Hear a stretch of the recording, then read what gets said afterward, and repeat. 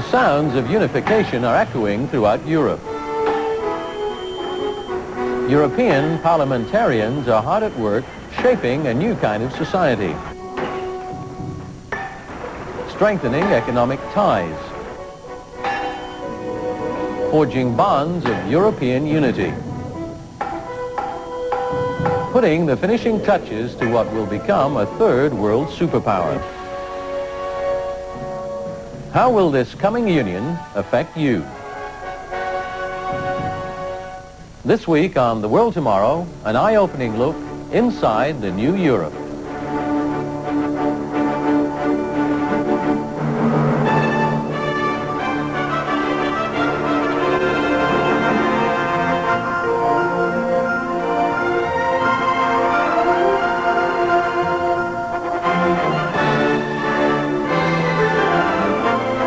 This week on The World Tomorrow, David Hulme. We're living in a time of great changes in international affairs. And it's in Europe today that the most remarkable changes are underway. Yet surveys show few have any idea what's really taking place. This week, we're going to show you what's happening inside the new Europe. It's a vitally important subject with enormous implications for our time. Many observers are forecasting a major shift in the global balance of power in the next decade. As the power and prestige of the United States appears to be faltering on many fronts, others are beginning to move toward center stage on the world scene. It's entirely possible that given a major financial collapse, right-wing dictators could arise in the free world. In fact, some experts warn of that very thing, a warning that this program has been making for years. We begin by taking stock of East-West relations. Separated into two opposing camps following World War II, the Europeans have a boundary marked in some places by barbed wire, walls, and guard towers. On the one side is the West, a mercantile powerhouse, a bustling manufacturing and trading superpower. On the other side is Eastern Europe, much less economically developed, and presently under the dominance of the Soviet Union. But Europe is changing. This situation we've known for 4 decades, a continent divided between East and West, is in the grip of profound change. Europe may be on the way to being knit together into a startling new configuration. And Europeans on both sides are approaching a decisive moment in their modern history. Of course, it's impossible to understand these important developments without first taking a look at the 12-nation European community or common market. Surprisingly, some have no knowledge of it. Fewer than 1/3 of Americans, for example, have ever heard of the community. That according to a Gallup survey.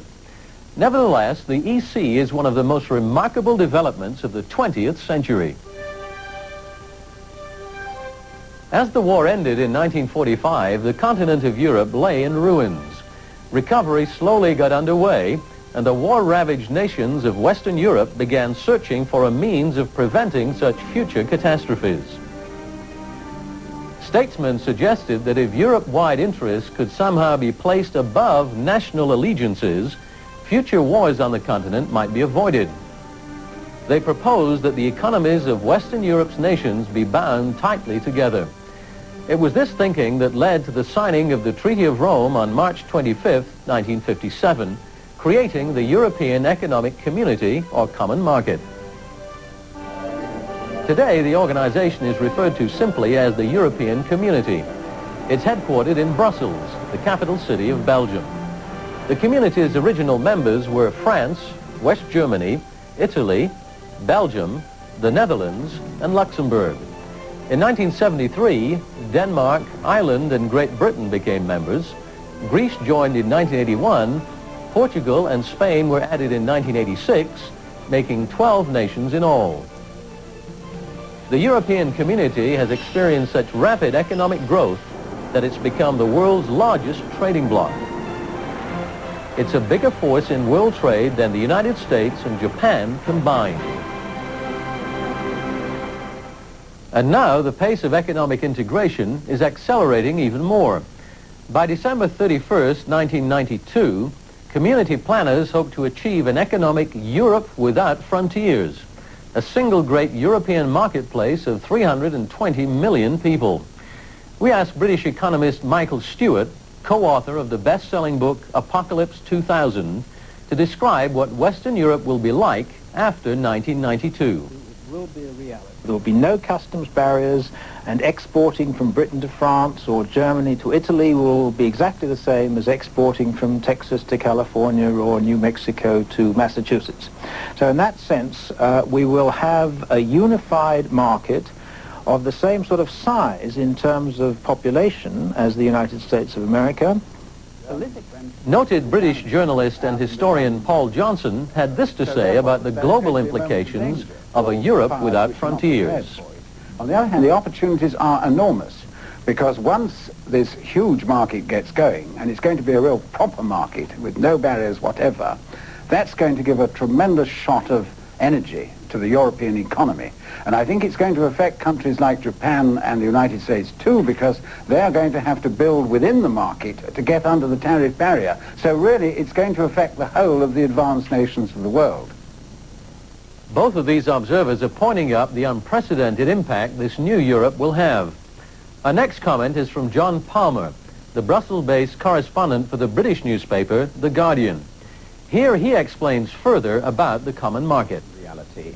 The European Community was launched in 1957, and one of its objectives was to create a genuine internal market. No barriers to trade, no barriers to the movement of capital, no barriers to the movement of people. It hasn't worked out like that for a variety of reasons. The process slowed down in the 1960s, and we had the growth of all kinds of invisible and visible barriers to trade between member states. So the idea is that by the end of 1992, all of these barriers will disappear. Frontier controls, passport controls, a single market in the full sense of the word. We'll have technical harmonization of standards throughout the community, the same light bulb socket in Rome as in Berlin, the same tax laws as far as they apply to customs and value-added tax. This is the proposal. So that in a sense, by then, the hope is that they will have achieved what they hoped to achieve 30 years ago but haven't yet done. So after more than 3 decades in existence, the European Common Market will finally live up to its name, and the entire world will feel the impact of its growing economic might. But the business of the European community is not just business. Its far-sighted founders anticipated a future political federation, a kind of United States of Europe. It's a laudable goal, but not one without dangers. After all, an architect does not know to what use others may put his building. The community's long-range goal is to establish a political union, in effect to reduce nations to states or provinces, to create a single European nation-state.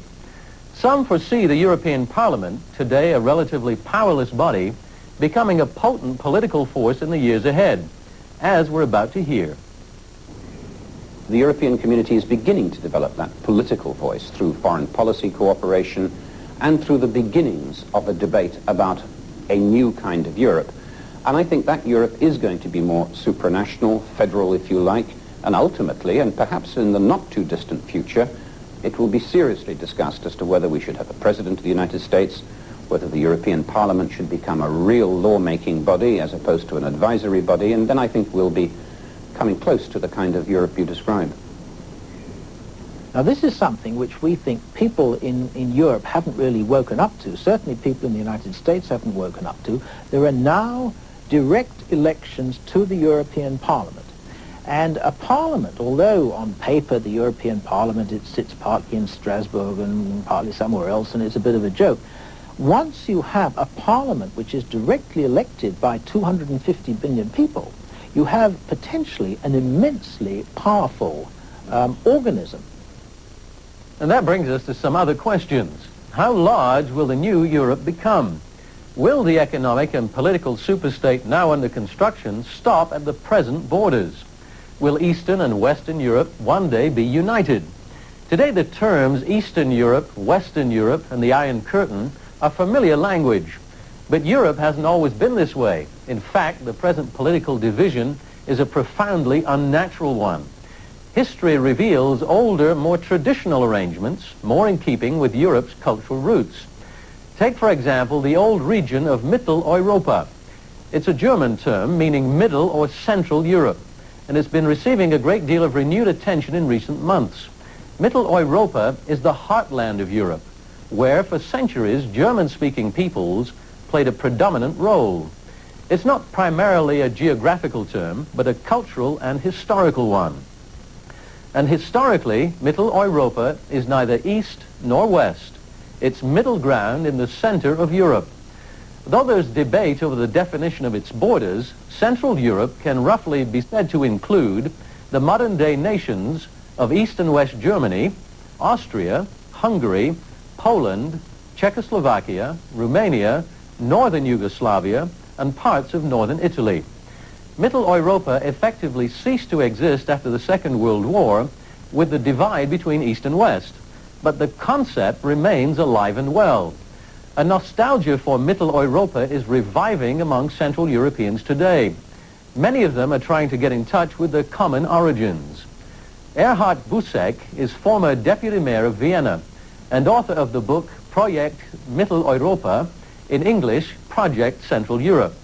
He gave us these observations about the longing on the part of East Europeans for more contact with the West. The third thing is, I think, a kind of nostalgia. Nostalgia that there was a situation, it might be in connection with the Austro-Hungarian monarchy, where different people can live together with different languages in a bigger form of a state or cultural community. This is one of the reasons why Mitteleuropa is coming up in Hungary, Czechoslovakia, Poland, some parts of Yugoslavia, because it was a better situation for them in this time. Now, why is all of this so important? Because the changes occurring in Europe will dramatically affect the whole world, and we need to be alert to the possibilities. You might be wondering why we place such stress on Central Europe.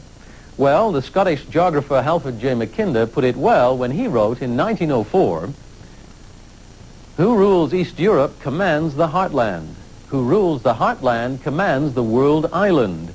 Who rules the world island rules the world."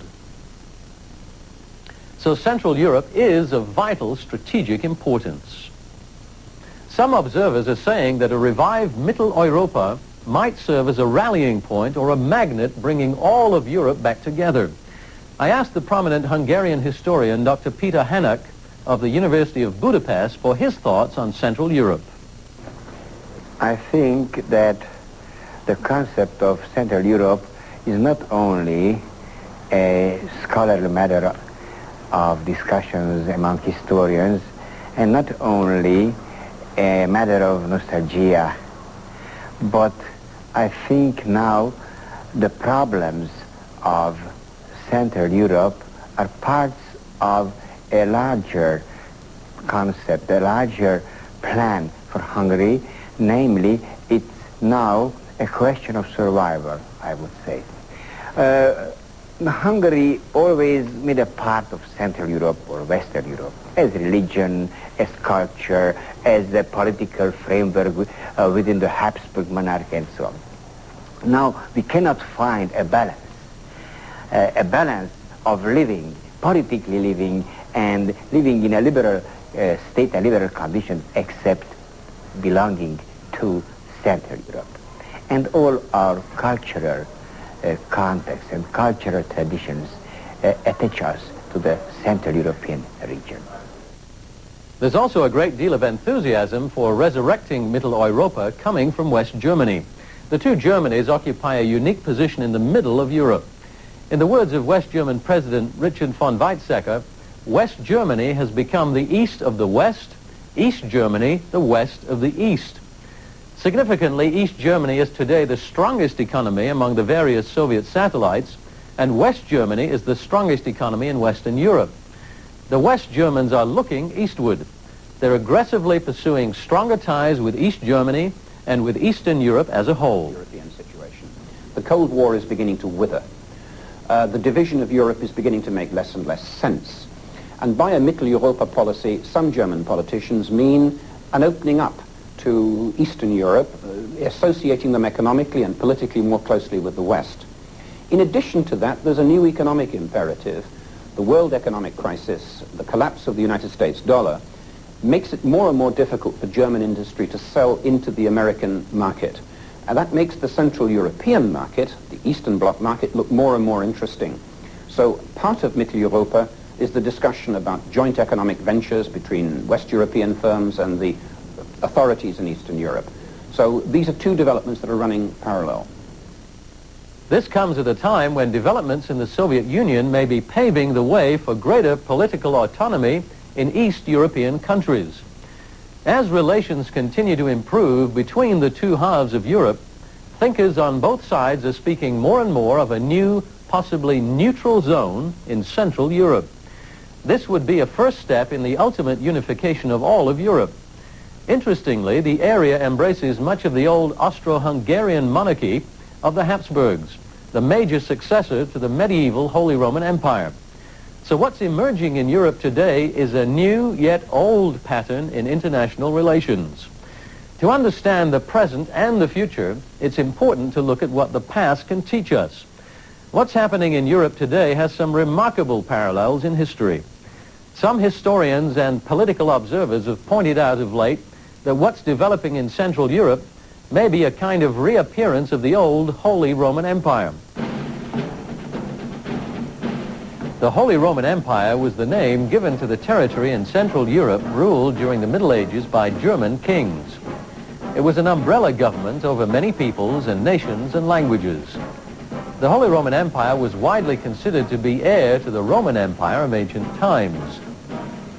The coronation of Charlemagne as Emperor of the Romans by Pope Leo III in 800 AD marked the restoration of the imperial tradition and the beginning of the Holy Roman Empire. Charlemagne's empire was revived by the German king Otto the Great in 962. He made Germany the foremost power on the continent. The Holy Roman Empire was termed holy because of its close association with the Roman Catholic Church. Holy Roman emperors were customarily crowned by the popes. An intimate alliance existed between church and state. The empire exercised its political and military powers to defend religion and enforce religious uniformity. The church, in turn, acted as a glue for Europe, holding together the different nationalities and cultures within the empire by the tie of common religion. Now, there's more in this than just a history lesson. As in centuries past, some Europeans today appreciate that religion and politics are interdependent, that the church is fundamental to the European identity. The church could bind Europe together by the tie of common religion. European unity on the basis of common religious heritage has been one of Pope John Paul II's recurrent themes in recent years. The pontiff has repeatedly stressed that Europe must seek religious unity if it's to advance beyond its present divisions. We asked Michael Stewart whether the church might play a significant role in today's European unification effort. Yes, I think this may well be a very powerful contributory factor. As you say, the Pope has talked about a sort of European entity as a whole, and as a Pole, he's obviously concerned to loosen the grip of the Soviet Union on the Eastern European countries. But I think also the Vatican has been politically very canny for a couple of millennia now. The Vatican is very quick to sense shifts in the real power structure in Europe. It's been doing this for hundreds, thousands of years. And I think that you may find that the Pope, either this Pope or some future Pope, seeing what is happening will tend to lend to it the authority of the Roman Catholic Church as something which is good for Europe and the people of Europe as a whole. Not only is there a growing interest in religion in some parts of Europe, but some are also suggesting we may be seeing the revival of the Holy Roman Empire in some form. We asked British politician Enoch Powell whether this is something to be taken seriously. And one of the things which we tend to ignore and vaguely disbelieve is that for so many centuries, in the middle of Europe, there was a real thing. It was a real thing called the empire, inheriting the concept from antiquity. And it glorified itself as the Holy Roman Empire. But I believe it was taken tremendously seriously and emotionally seriously by the people of Central Europe, and that they were conscious that there is such a place as Central Europe, and that it has some kind of recognizable identity, something which has the good old existence of something in history. That's what the Holy Roman Empire means to me. And as the old pattern of Europe, before my very eyes, I must admit my aging eyes, begins to take shape again and to become more recognizable, I think I can see the ghost of this thing reappearing. The idea of the Holy Roman Empire does have a hold on some Europeans today. Yes, I think there is this feeling that, the Roman Empire, and as you say later the Holy Roman Empire, were essentially huge civilizing forces which ran the world, as it was then known, ran the world of Europe and the hinterland for 1,000 years or more, and that we must try and get back to something of this kind. And this, I think, is, it's in the subconscious of hundreds of millions of people in Europe, that we are Europeans, we are the inheritors of the civilizations of the past. This is where civilization began, this is where it's happened, and we must reassume the identity which has been taken from us by European squabbles, by the squabbles of Germany and France and Britain, all these nations fighting each other for hundreds of years. They've enabled these outside powers, the US and the Soviet Union, to impose themselves on Europe. If we can only unite Europe and have one European entity, then we can stand on an equal footing with these other two superpowers. This, I think, is a strain which is waiting to be tapped in Western Europe by some leader of genius. There are, of course, those who fear the return of an institution like the Holy Roman Empire. It was not, after all, a democracy. Could there be, some have wondered, a potential dark side to such a European superpower? Yes, exactly. Because if we don't get our act together and manage to do it in a democratic kind of way, there is a danger that discontent will become so great, discontent with unemployment, discontent with rising inflation, that a great many people will withdraw their consent from the democratic process. Say, this isn't working. We're much worse off than we were 10 years ago. We want some other solution. There must be some other answer. That's the potentially sort of dictatorial or authoritarian solution which we're very concerned to avoid.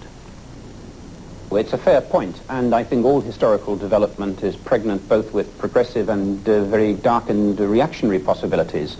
It could go either way. It is possible that an economic disaster in the early 1990s, the collapse of many of the structures of consensus in Western Europe as a result of that, the growth of the xenophobic neo-fascist far right, which we've seen some slight signs of in the last period in a number of countries, Le Pen in France and other similar groups in other countries, could really develop. Where will all of this lead? As we've explained in detail in past programs on The World Tomorrow, amazingly, the Bible holds the key to a real understanding. It spells out in our time a giant political and economic system centered in Europe. Eventually, the unification of Europe will occur. Even now, the outlines of a European megapower are taking shape, as we've seen on today's program. A European power arising in the territory that was once the base of the Roman Empire. You need to know more about the past as well as the future of Europe. To help you better understand this important topic, let me offer you this informative free booklet, The History of Europe and the Church, as well as a free subscription to the Plain Truth magazine for as long as you want. This fascinating free booklet, The History of Europe and the Church, is illustrated in full color. It examines Western civilization from a perspective most have probably never considered. Starting with the burning of Rome under Nero's reign, it recounts the special significance of attempts by two great emperors to restore Europe to the glory it enjoyed under the Roman Empire. It shows how Charlemagne was successful in reviving the traditions of the Roman Caesars, how over 700 years later, Habsburg Emperor Charles V worked to form a unified empire embracing the entire Christian world, and how Napoleon, the self-appointed heir to Charlemagne, succeeded in restoring the Roman Empire in the West for a short time. Continuing into the 20th century, it shows what will happen in the final union of Europe, destined to change the world. To better understand what's ahead and how the balance of power will shift, you need to request your free copy of The History of Europe and the Church. All of our literature is yours free for the asking, free of charge, no cost, and no obligation whatsoever. We're simply not going to ask you for money. In addition, if you're not already a subscriber, we'd like to offer you a free subscription to The Plain Truth, a magazine of understanding, for as long as you'd like.